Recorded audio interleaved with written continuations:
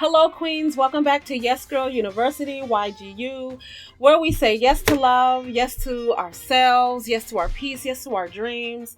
Simply by saying yes to ourselves. Before we dive into this video, I'm going to invite you to like, share, and subscribe and leave us some comments. Let's get interactive and become part of the conversation. So this week, I am joined by a very, very special guest. Do I say that all the time? Well, everybody is special. Anyway. So I am joined by my beautiful sister-in-law. Well, she's really just like my sister at this point. Adriana Petty. And today we're going to talk about, I have a child that is going to be a freshman in college, and her and I were having a conversation about some concerns I have with him going to a university. And so I thought it would be a good idea to bring her on, being that she works. Well, I'll let her introduce herself and tell you what she does. So welcome, my sister, Adriana Petty. Welcome to Yes Girl University. I'm so honored to be at Yes Girl University.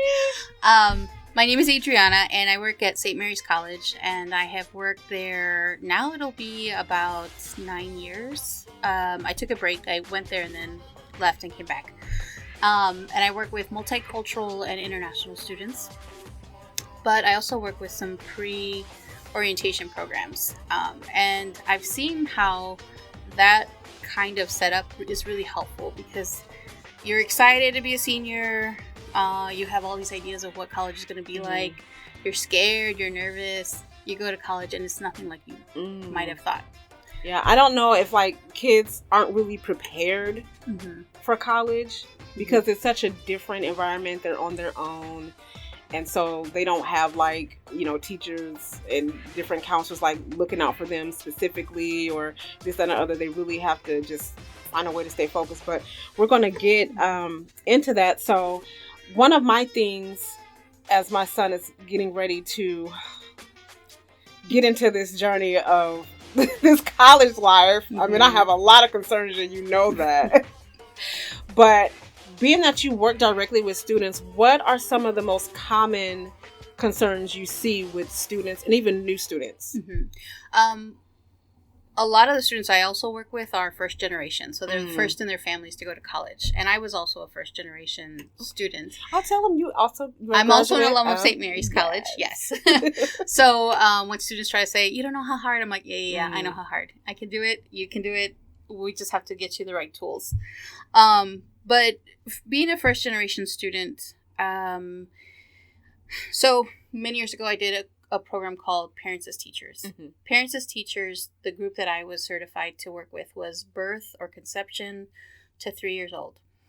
And the reason I mention that is because in that short time frame, the baby or the infant, it's like the biggest learning time of their life for windows of can you learn how to walk, run, your cognitive skills. So that time of life, you learn a lot. But what I've seen is in college, those 4 years, you develop who you're going to be. I bet. And that's a different kind of stage. And it's confusing and it's difficult, but it's also rewarding to see someone at 17, 18, 19 come in and then see how they become an adult when they're ready to graduate. Okay.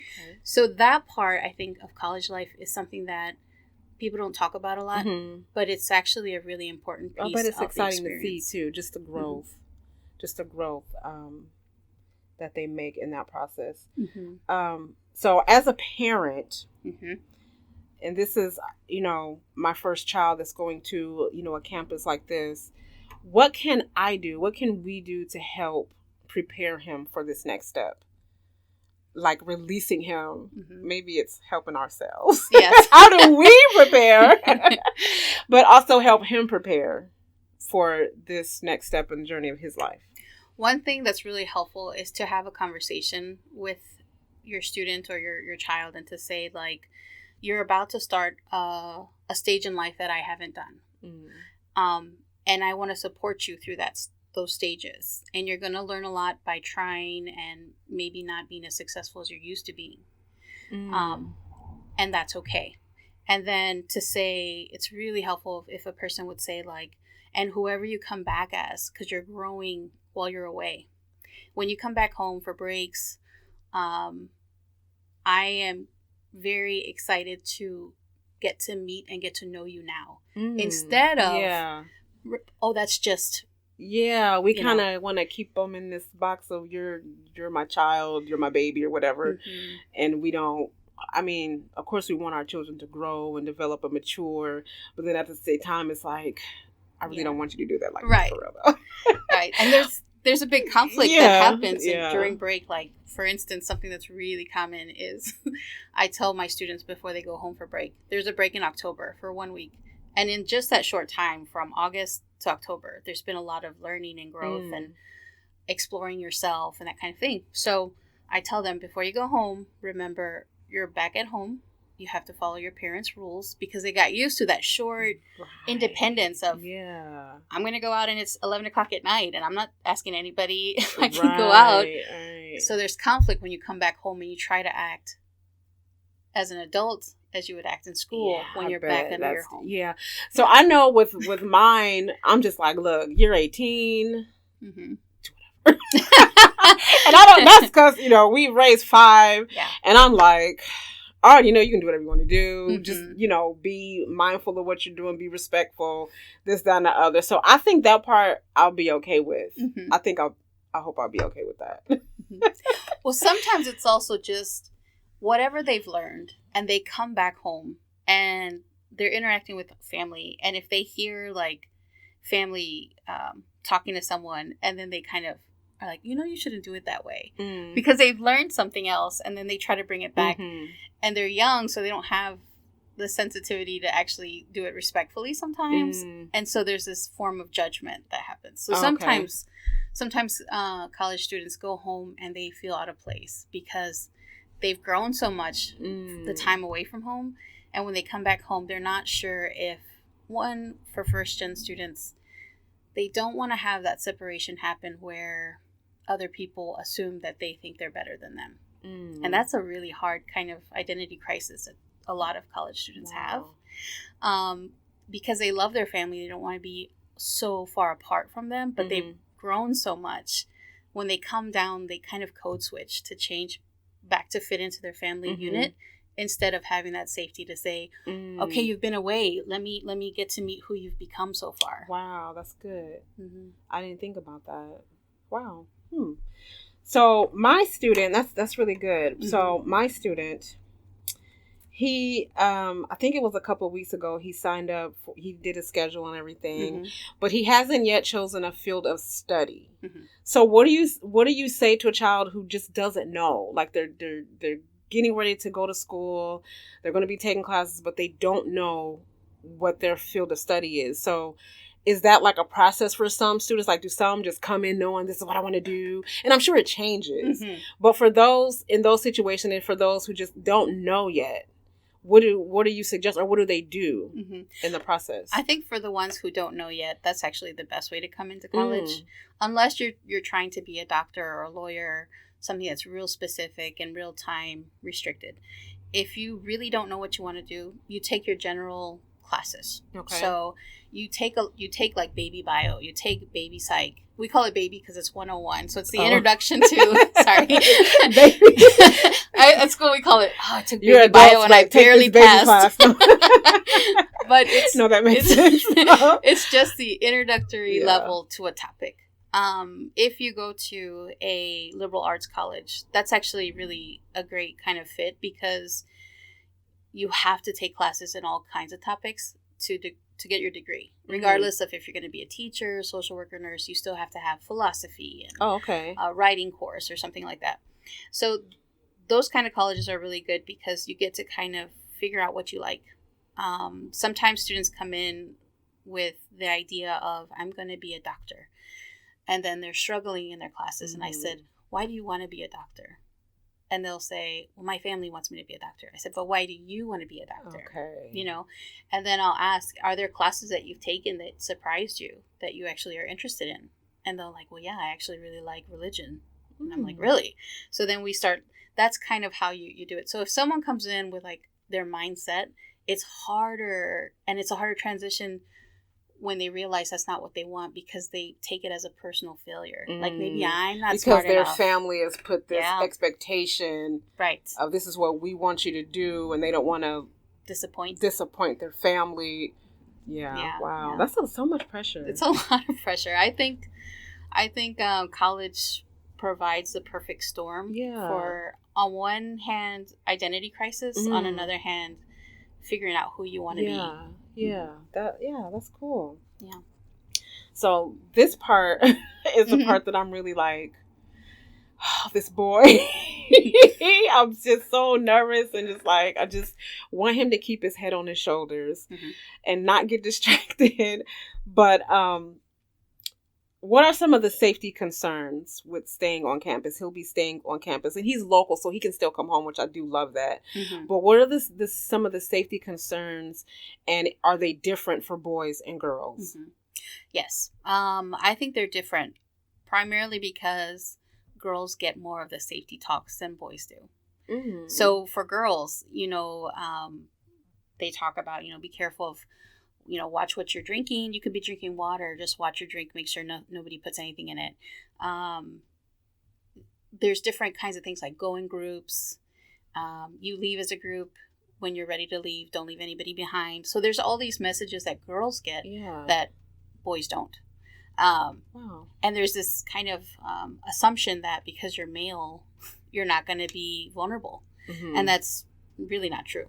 A lot of times, boys have different kinds of issues like intimidation and wanting to fit in a group. So what if you're in a setting where you're at a party and something's happening that shouldn't be happening? And as a male, you have the ability to step in and protect someone at the risk of being rejected by all your male friends. So it's a really hard thing to navigate of how do I stand up for something that's right? How do I help someone in need if it's going against my male friends? You're putting yourself at risk. Yeah. I didn't think of that. See? Yeah. This is why, people like this who have the info, you got to tap in. Yeah.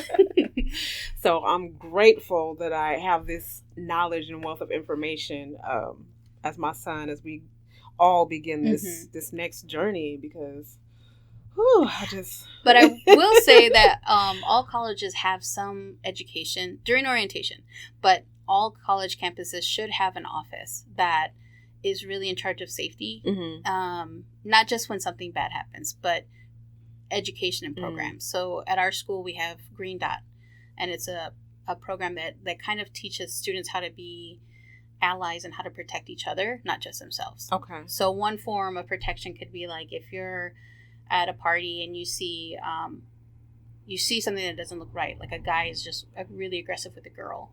You walk up to the girl and you say, "Hey, I haven't seen you in so long. I just wanted to talk to you for a little bit," regardless of if you know the girl or not. You're just taking her out of that instant crisis situation to give her a chance to breathe, and then you can ask, "Do you need help?" Well, the same thing can happen for guys as well. Too, yeah. So they do have some programs that try to teach. Like different workshops or... So at orientation, usually you'll get it. The problem is there's so much information at orientation. You don't know what really sticks and what it's just overwhelming. But they do have that. Well, that's good that they at least have it. And I'm pretty sure there's an open door somewhere they can go to if they have questions or concerns for themselves. Yeah. So another concern I have is my son. He'll have roommates. So what happens when you have an issue, when the student have an issue with their roommate? So when you move in, every dorm has a hall director, which is an adult that's paid to kind of manage that community. But in addition to that one person, you have, at our school, we call them resident assistants, and they call them RAs for short. RAs are in charge of their floor. So that's the first touch point person for all students. Are RAs students as well? Yes. Okay. They're usually older students. Okay. And it's a paid position, and they have really intensive training for this is how you handle all these different issues. This is who you call when there's someone in danger or someone needs help. So they're really well trained. And they're the first person to kind of know that there's a problem with a student. So if there's issues going on in the room, usually the RAs have all the roommates have to do a contract. And in the contract, when I talk to my students, I tell them you have to use specific language. Don't use general language. And it's problematic when you're starting school. You want to make friends. So you sometimes use general words like, this is my closet, you could use anything you want. And then you see your roommate wearing a blouse that you just bought and you haven't worn. And then you're like, wait, that's mine. Yeah. And then the conflict happens. Or the roommate's like, you said I could wear anything I want.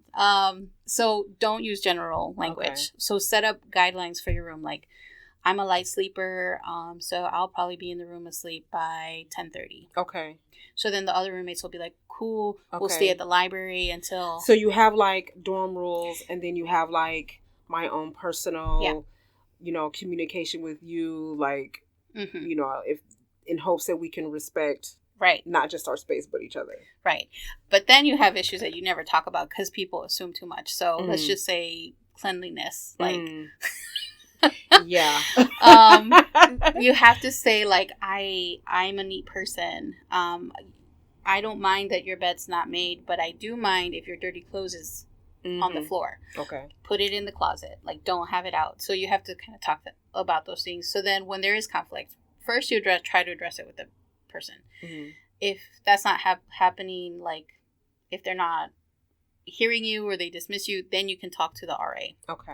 The RA comes in and is a mediator between the roommates and will say, remember your contract. Okay. Is this something that you talked about? If not, then maybe we should come up with something. Okay. So it's really trying to teach the student how to problem solve.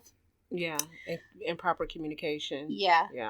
If there's more problems, if it's just not working out, then the RA talks to the hall director. Okay. The hall director will come in and talk to the group, and they try to work it out. Okay. You don't want to just say, okay, move somewhere else, because you really do a disservice. It's probably a hassle, too. Yeah. It's a hassle, and then you don't teach a person to work through problems. Yeah, and that's definitely real world. That's just life. You know, we got to learn how to... You know, you're on your own now, and you can't run to mom and dad, and, you know, so you gotta, you know, mature and grow and figure out a way to manage the situation. Right. Yeah, I bet it's just tough. I bet it's tough. I think as parents, we get excited, oh, they're going off to school, and but we don't realize what they're walking into. They don't realize it. Right. So we just kind of have our one track of, oh yeah, they're going to be doing this and but I like to be kind of real and be like, look, come on, I've never been to college, but just looking at, you know, you hear stuff, you see stuff all over the news and social media, and it's just like there's all these alarms like, oh God, you know. So again, you just want them to have their experience and grow and mature and learn and, you know, make their dreams happen, but you just know that it's not an easy. We have to really look at, it's not going to be easy for them. Yeah. So how can we, you know, best, you know, support and help them, but not like hover. Right. And not do it for them. Right. And that's a great point. Being able to not do it for them. Yeah. They're learning to become adults. So it doesn't help if anytime there's an issue, the student doesn't want to talk to anybody and talks to the parent, and then the parent is calling. And then the RA is like, I haven't heard anything. Like, there was why didn't they come here? Yeah. So there's a process that they should fulfill. Okay. Yeah. That makes sense. Well, that's all good information concerning the roommates, and you know, I already been talking to my son, you know, just about safety concerns with him he's going to have 3 roommates, and the reality for me is he's the only African American in his room, so you know, there's so many fears in that, you know, so just having conversations with him and just saying, you know, you need to be twice as aware, or, you know, just really pay attention, and it's not fair, right? But it's the reality. Yes. You know, so I'm grateful that we are able to have those conversations. And again, that, you know, I know he's come to you too. So, and you're close. So he can always say, hey, you know. Not closer than the others. We don't want to hey, okay. No, but we are. Yes. We're close to all of them. So my next thing is the social scene. Yeah. Dating. Partying. Okay. How wild does it get? It's really wild. Let's just say it's really wild. That way we can walk back to like how do we do this. So, kids watch all these videos, whether it's social media or movies. Mm-hmm. And there's all these kind of glorified ideas of what college life is supposed to be. Mm-hmm. And instead of trying to have that be the best 4 years of your life and have the word best be connected to you're going to party all the time, it's looking at, and that's something that we talk to our students about is, why are you here? And if you know why you're here, why you want to be in college, that has to be the thing to refocus. Yeah. Because you'll get distracted. And then it's like, let's focus again. Distraction. We live in a college town. And that means we have football games. Mm-hmm. And we have... all right, so I'm going to say it. So we have like Thursday night is pep rally. No, I'm sorry. Friday night is pep rally. Mm-hmm. So everyone goes to the pep rallies. And then Saturday's the game. Mm-hmm. And then Sunday, kids are trying to recover from the game. And I don't mean by just alcohol. I mean like you're out in the sun. Yeah. You're exhausted. And then you got all class. I hear is party. And then you got class. And then you got party happening in between. So there's a couple of things that students need to do it in a safe way. One, you don't have to do it every weekend. You really don't. To know what that experience is, you can experience it once and be like, okay, I've seen the scene. I know what's out there. Would it be great for me to do it every weekend? Probably not. I'll fall behind, you know. You'll start to see who of your roommates is really there for their degree and who's there for the experience. And then you get to decide, like, am I going to be hanging with them and trying to keep up? Or am I going to be like, all right, I got to get my work done. With the partying scene, it's also important to know that so many people come to our city for games. We have a lot of strangers from all over the world that come for games. And I tell students, like, for one thing, like, safety-wise, don't be looking at your phone while you're walking. We're so used to just looking at our phones. And you have to pay attention to what we're around. We're right next to the toll road. So even just crossing the street to get to each other's campuses. There's been a lot of accidents that just happened because of people going through lights. So not paying attention just the practical kind of things. We have to remind them, you really have to pay attention to that, regardless of your age, right?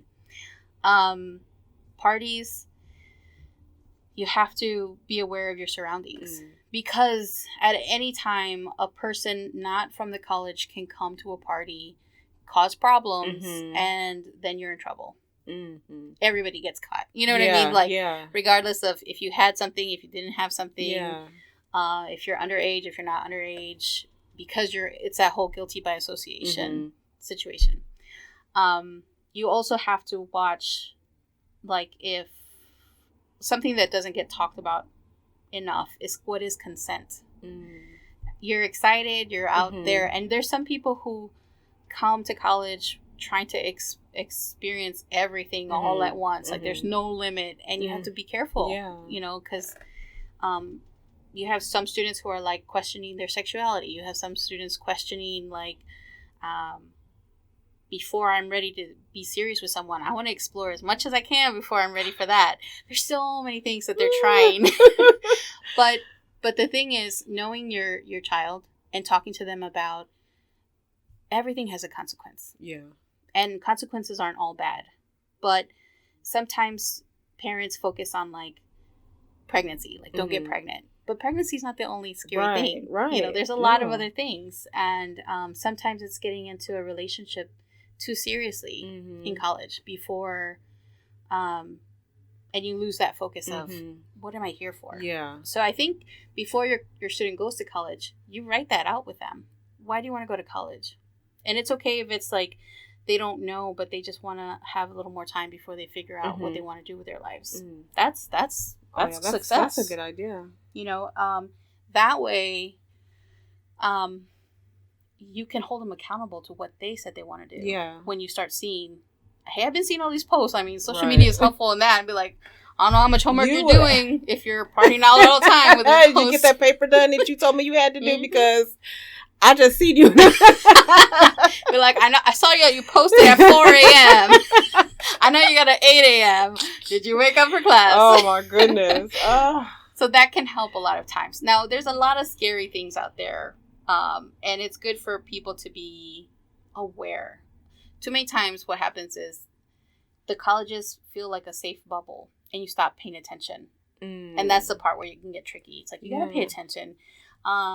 University Edge, you have, not University Edge, what is it called? Eddy Street Commons. Mm-hmm. When students move in, there's a high chance that there will be high crime happening on Eddy Street Commons because community people know there's college kids coming. And phones get stolen, wallets get stolen. Wow, so it's, especially for him who's part of the community, you can kind of feel like, I know this place. This is my hometown, my backyard. Nothing's going to happen, and you stop paying attention. Yeah. So having that conversation of, you have to be aware of your surroundings. At all times. All times. Don't leave your stuff out. Don't leave your drinks unattended. I had a friend who, her sister went to college, and she went to a college party. She was a freshman. She was drinking a Coca-Cola. Someone spiked it, and she was never mentally the same. So it's just all these things that could happen. Yeah. That sometimes when you're like, I'm not drinking alcohol, I'm not taking drugs, I'm fine. And it's like, you are fine. However, you got to watch what's going on. Yeah, the next person in the room. Yeah. Wow. So what about dating? I know you mentioned something about knowing what consent is. Yeah. And being very clear.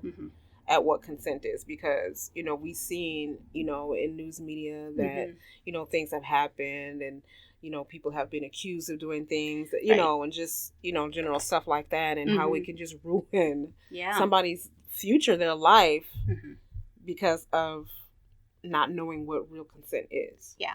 So I think for boys, they don't get enough education on protecting themselves. For instance, if you know that a girl is attracted to you, but you're not attracted to them, don't be by yourself with them.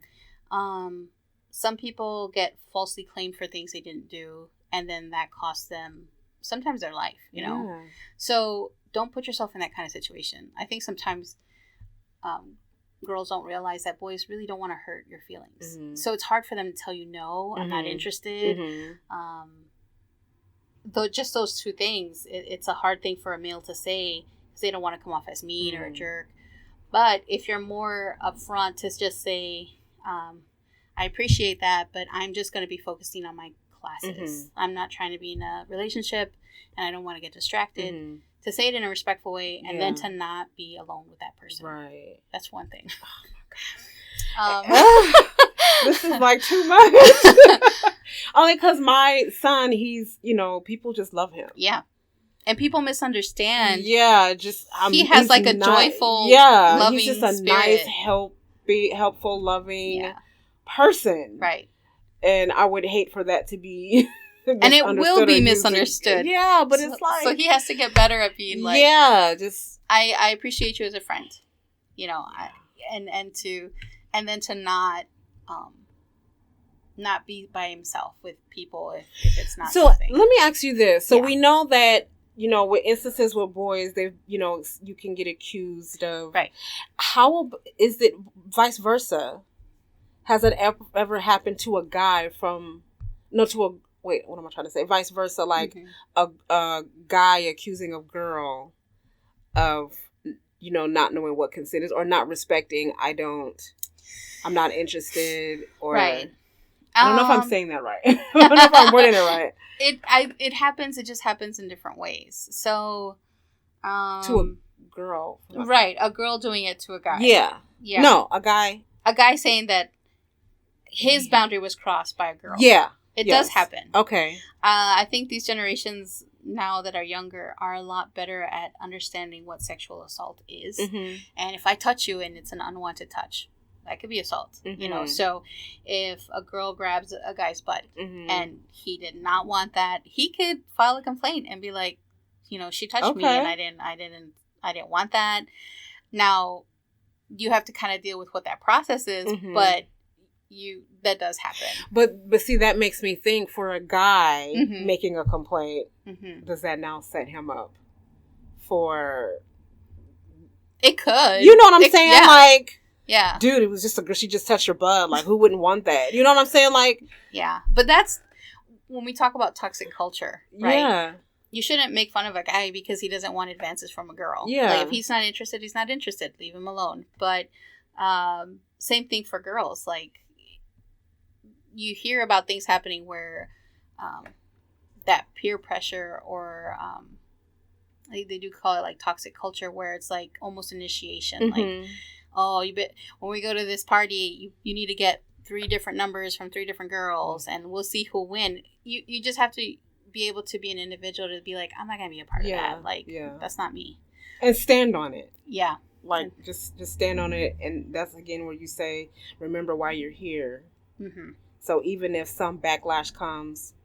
And there's so many people on a college campus, so sometimes people get scared, like, I have to be best friends with my roommates. No, you have to be a respectful roommate. You don't have to live, eat, have to be their friends, hang out with them. You just be a respectful roommate. Sometimes they put that pressure on themselves where I don't know anybody and this is the first person I met, so you're going to be my best friend. And that's too much pressure to put on instead of just letting it naturally happen where you connect with someone in a class or something like that. We're definitely going to have another conversation. Yeah. A few more conversations because I know it's coming up quick. Right. So, self-care for students. How important is that? Very important. They're operating out of little sleep. Homework, something that parents don't necessarily realize is that for each class they have, they should prepare to have at least 2 to 3 hours of homework for each class. Now, that includes studying. So you have homework every day, and then you have to study because you're going to get a quiz or a test or a paper.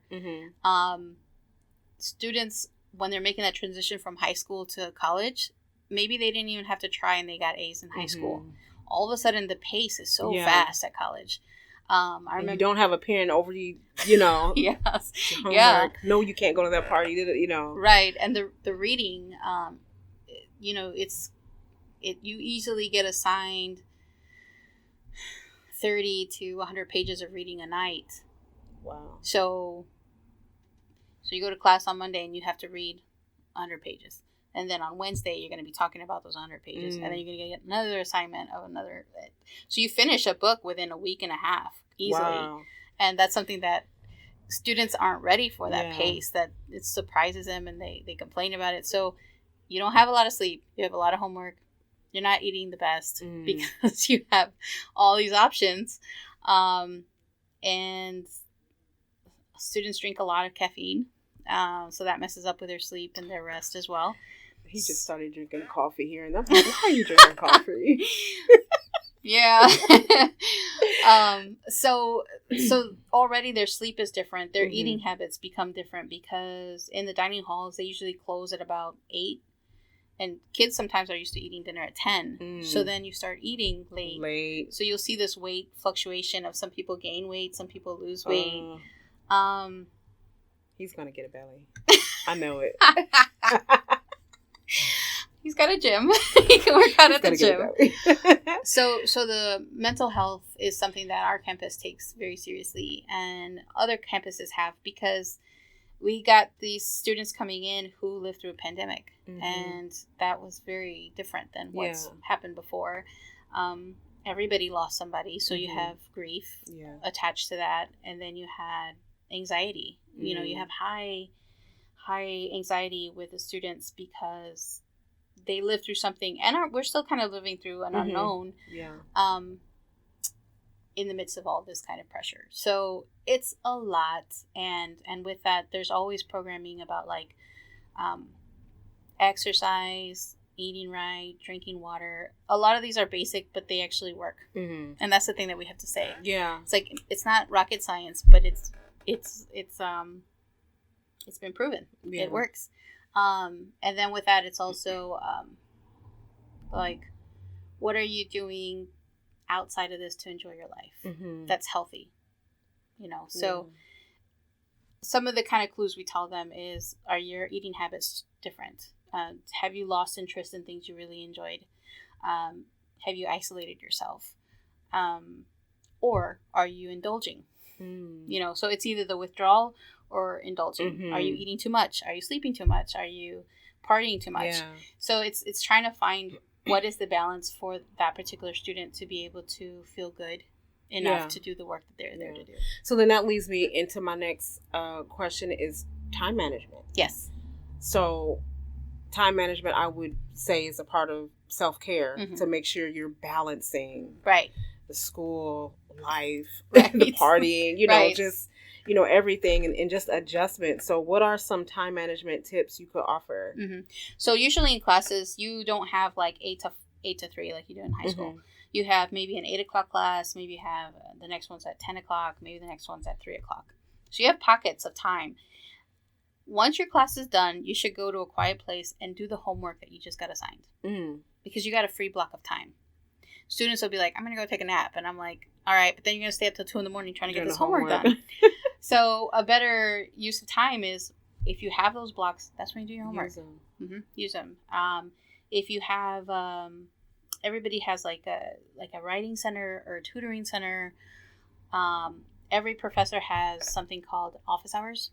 And they're blocks of time set aside for students to come in with questions. Okay. And I tell students, they're there for you to use them. If you're not using them, they're just sitting there in the computer. Like, they're bored. So that's a time that you can come in at the first week of school, go in and introduce yourself to them at their quiet hour or their office hours, because then they recognize you, you know. And then after that, when you have a problem, you can be like, I wasn't really following what was going on. I'm not really sure what this topic is or how to do this. Then the professor takes that into account to say, like, you know, this kid's been really trying. They come and talk to me. So if they're like, maybe they're between grades, they might get bumped up because that person, they see the effort. They see the effort. Tried. So you build kind of a rapport with your professors. Okay. That's cool. So, resources. Yes. What are resources that they should absolutely tap into? Security and safety. When you get there on campus, put that number in your phone. Okay. Because it could be as simple as I got locked out, or I got stranded, or maybe it's something more serious. But you at least have that number to get help. Anyone who's in like the health and counseling, every campus should have a health and counseling. Sometimes they have like online support groups that students can just tap in and be like, I'm just overwhelmed, you know. So finding out what are those free resources that students have. Another good resource is look to see if there's any special office for students who have special needs. Some students need emotional support animals. So there's a whole process you have to do to be approved. You can't just show up on that day and be like, I need this. My dog. Like, my dog keeps me sane. Yeah. So and do that prior. Yes. Yeah. Yes, because it'll take time to process all that paperwork. So in the summertime is a time to just look at the college website, look at what are the offices that are there to help, what could help your student be successful, and connect your student to that resource.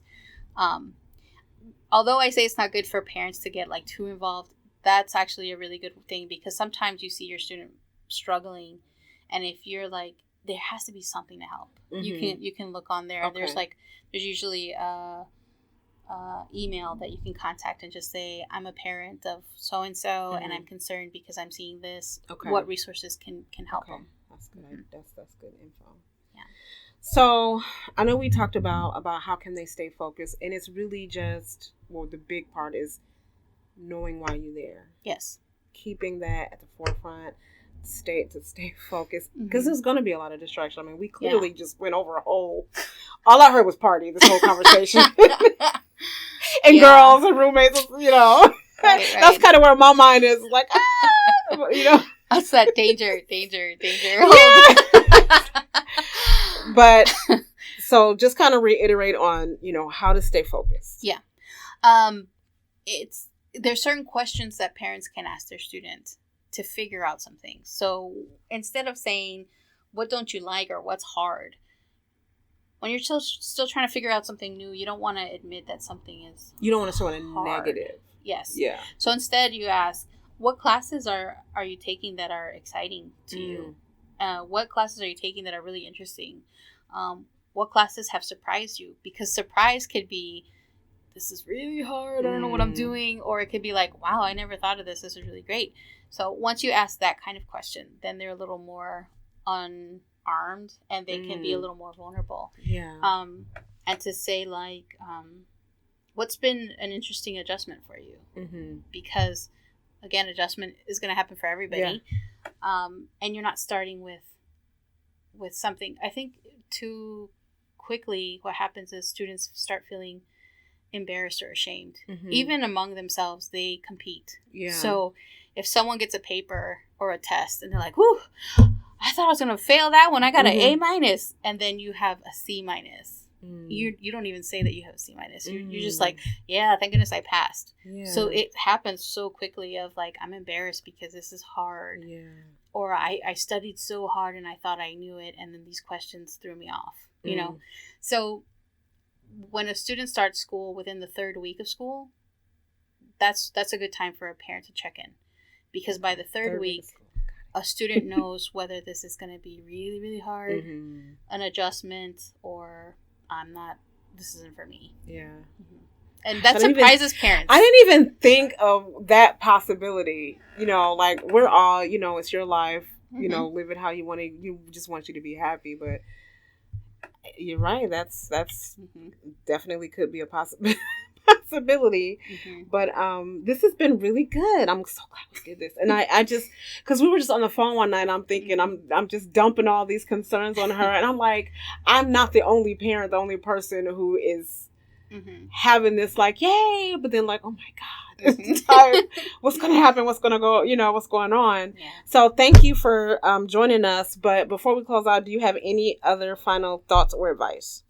I think perspective for students. So sometimes, you know, you're talking to them as their parent and they're like, oh my God, I stayed up till 4 a.m. studying. Now, I hear that all the time. And then I ask the student, you weren't on TikTok at all? And they start laughing. Because the reality is, it's just the time management piece. It's like they're stressed out because they're like, I have to write this paper and I have 20 minutes before class. I'm like, when was it assigned? Oh, it was on the syllabus like 2 weeks ago. And I'm like, so why are you doing it now? Catching that early. So within those first 3 weeks, to see like, how are they managing those first 3 weeks? Because once they start falling behind, it's hard to catch up. So don't ask at midterms. Don't ask at finals. Ask about 3 weeks in. Ask about 3 weeks in to be like, so how are you feeling about this? Because then it's not even like, what are your grades? It's, how are you feeling? And sometimes I'll be like, oh, I'm okay. And it's like, well, is there anything that doesn't feel okay? So you use in their own word, so there's no like guilt or shame or like, oh no, I have to explain that I'm not going to pass this. And I usually tell students like the first test, the first paper, the first quiz, go in as you're not trying to get an A, you're trying to see what the professor is asking. And if you fail it, it's okay because you're going to have a lot more. But that's your kind of baseline. To say, like, do I have to study more? Do I have to read more? Do I have to go into tutoring? So for parents to kind of relax a little when they get their first F.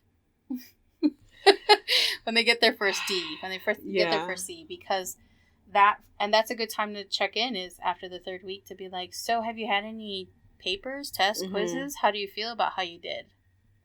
Not, what grade did you get? Right. You know, how do you feel about what you did? We're going to have you write these questions down so we can include them in this video somewhere. Seriously, because, you know, as I know my son be like, so what's going on? How'd you do? Like, are you, you know, you just want to. Yeah. But it's like, I want to respect you as an adult who is in this. It's your new journey. Right. And I want to, you know, help you navigate it, but let you lead at the same time. So it's just putting myself in my place. But, you know, I'm still your mom. So I'm still going to be me. But I'm going to be me, you know, while I let you be you. So anything else? I think that's the most of it. Just, you know. They're learning. They're learning to grow up. So. Take the whole experience, I would say. whichever way it goes, I would say just take it in, add it to the brick of you building the foundation of your life.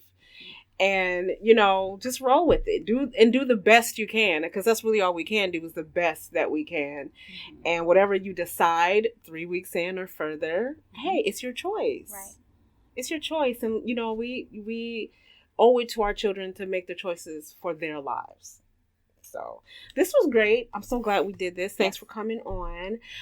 If you enjoyed this conversation or you have any questions or concerns, please leave a comment. Don't forget to subscribe, like, share. Definitely share this one, because a lot of people, I'm pretty sure, are where I am, like, oh God, college, at the same time. But thanks for joining us, and you guys have a great and beautiful, wonderful day.